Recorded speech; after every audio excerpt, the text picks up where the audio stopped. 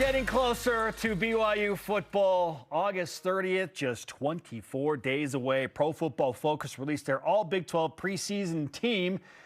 Wide receiver Chase Roberts, all-star kicker Will Farron, and linebacker Isaiah Glasker all listed as part of that team. My question for you, Jason, is with that big trio in, did BYU get snubbed by not having anyone else on the list? Who should have been, if any, on that list? Yeah, I don't know if I would say they got snubbed. In fact, BYU was one of, 5 teams. BYU, Utah, Iowa State, Baylor, and Arizona State all had 3 players on that list. That was tied for the most. No other school in the Big 12 had more on PFF's all-Big 12 preseason team than 3.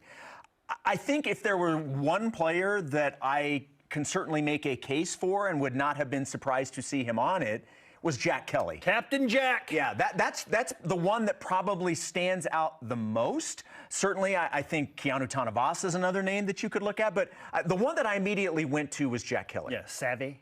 Okay, come on. Jack Kelly needs more love, or maybe he doesn't, Jason. Maybe he's that guy that just revels in the idea that he's just outside or just off that list. He doesn't strike me as a guy that puts too much stock in that.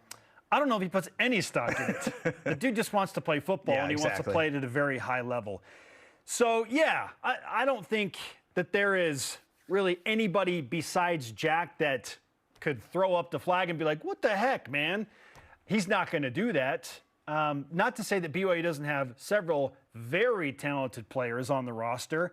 I think an off-the-radar guy that might be one of the most, if not the most, undervalued player on BYU's team is Tanner Wall. This is the guy, speaking of Pro Football Focus and game ratings and overall ratings, while PFF might not have his grade as high, the BYU coaches will tell you Tanner Wall typically grades out the highest of any BYU player game to game for a very good defense. It's that guy, Jason. Yeah.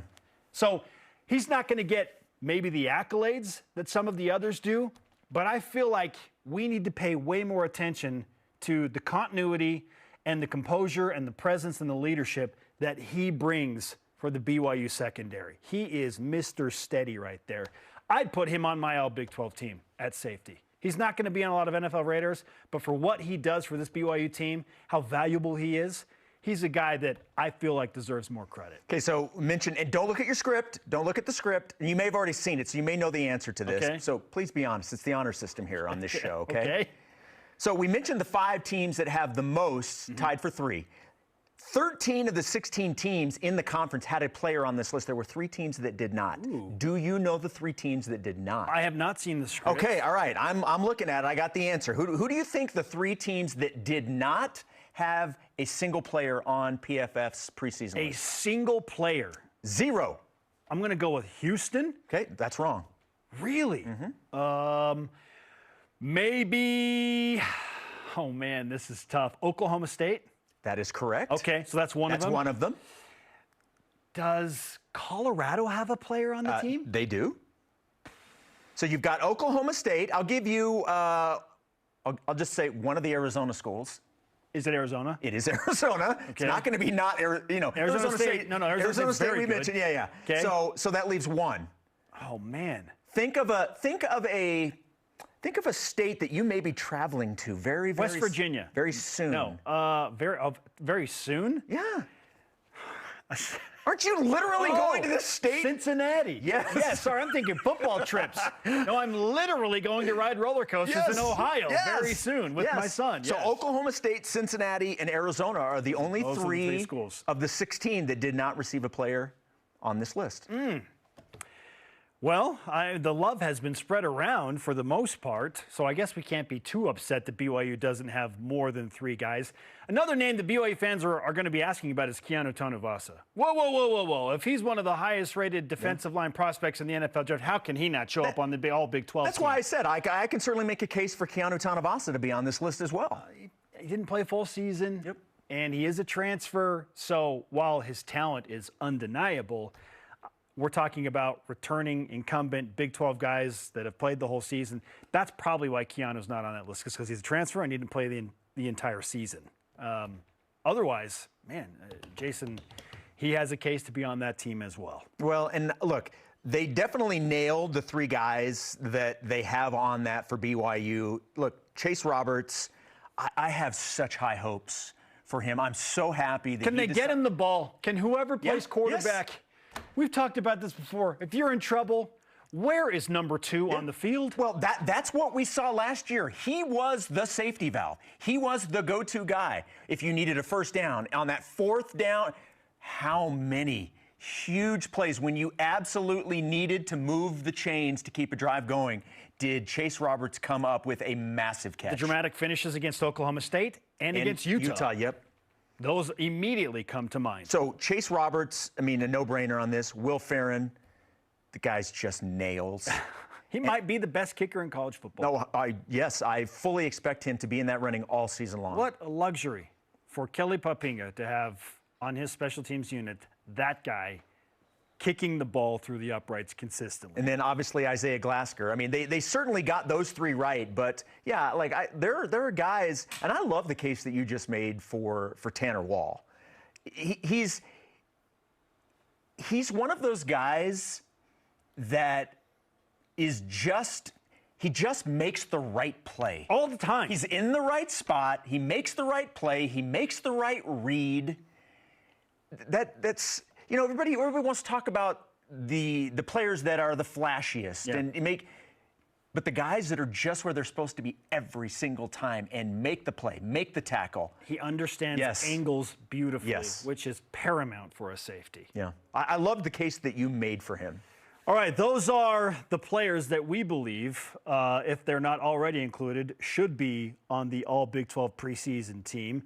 Just maybe a few of those guys that got left off have an additional chip on the shoulder, Jason, to go and get it done. And so, as a secondary question today, we've been talking about how BYU digs down to find the motivation that they typically use so well and relish and thrive on to go out and prove doubters wrong. But what is the biggest chip on the shoulder motivational aspect of this 2025 BYU football team, of everything that has transpired? And it has been a wild offseason. What do you think they are zeroing in on, the laser focus on, and saying they don't believe that we're good? Like, what is motivating BYU football right now more than anything else? Well, look, I mean, I think the biggest and overarching answer to this is the fact that with the quarterback situation in flux right now and not knowing exactly who the starter is going to be, the national media and all of the shine that BYU had last year, which, by the way, they earned, it's starting to come off from people on the outside looking in. We've talked about this. We talked about the what we expect from the AP poll and where we thought they would be, you know, had Retzlaff, you know, been here this year, and you had that continuity at that position. But the fact that there is a change, how far everybody's dropping BYU down on all these buy and sell lists, and BYU's now on the sell list by some. I mean, all that stuff. So that's certainly going to be a chip on the shoulder motivating factor. The other thing that really stands out for me is we've talked so much about the amount of production that is returning, and it's on both sides of the football. You've got a lot of players that will be on the field this year that played last year, and they know how close they came to playing in Arlington and being in the college football playoff. They were a play or two away from that happening. They should have been in the college football playoff regardless. They deserve to be in over SMU. The Kansas game, you know, we'll all look back on that Kansas game as what could have been. Pain. I think they know how close they were for all of those things to be reality, and to me, that is massive motivation for this team. I believe it was the athletic director, Brian Santiago, that yesterday on this program said we were 1 to 2 plays away from being in the college football playoff. 1 to 2 plays, not games. Yes. Plays. It's crazy how close, how razor thin that line is between getting into the CFP and being just outside. And I know it was fun to be the team that was, disrespected, and all the national writers were saying after BYU beat up on Colorado in the Alamo Bowl, man, BYU really should have been way more strongly considered for the CFP. They won at SMU, for crying out loud. All this rhetoric that was generated, that was great. But ultimately, it's like, BYU's in a position where they were so close. Yeah. They were so close. So I like that angle. You brought up the quarterbacks as well. How much was Jake Retzlaff worth? Apparently, to some, it was as many as 1 to 2 wins and as many as 30 spots in the rankings.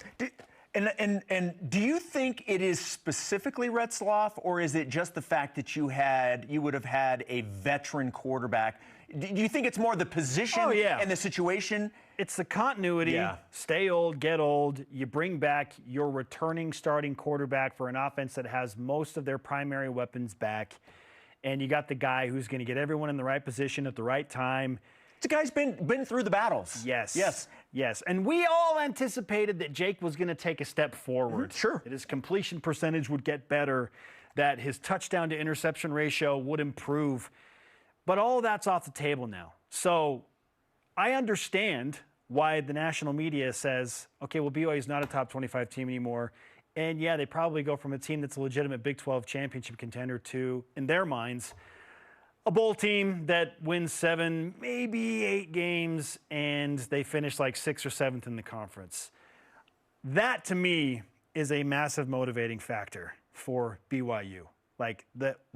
Because one guy, I know, very important position, leaves, that all of a sudden BYU is a non-factor when it comes to real championship contenders. That would bother me. If I were a player, it's like, dude, we're a team. It minimizes the production of everybody else on the field. Well, the defense is saying, look, we set up that offense and Jake with crazy good field position all year. BYU had one of the best, if not the best, average starting field position of any Big 12 team because of the defense and because of the turnovers and the chaos and the havoc they generated. So if I'm the defense, it's like, it's a team sport. We did more than our part. That would bother me. And straight up that number from the odds makers that says BYU's over-under win total is 6.5. I know it's not the 4.5 that we saw last year. I made a shirt, for crying out loud, a custom shirt that said 4.5 wins, which I will break out at some point in the coming weeks. But if I'm a guy and I'm saying, really? We just finished number 13? We went 11-2? And now you're saying 6.5 wins. Come on. That would bother me. I would remind myself of that often. Because 6.5 wins, Jason, might not be even good enough to finish in the top half of the 16-team Big 12. Right. What the heck, man? Yeah. That irritates me. That would really bother me if I were a player. So those two things, along with what you mentioned of being so close, I believe are what is generating this chip on the shoulder and that added motivation for BYU. Whatever it takes. Whatever it takes.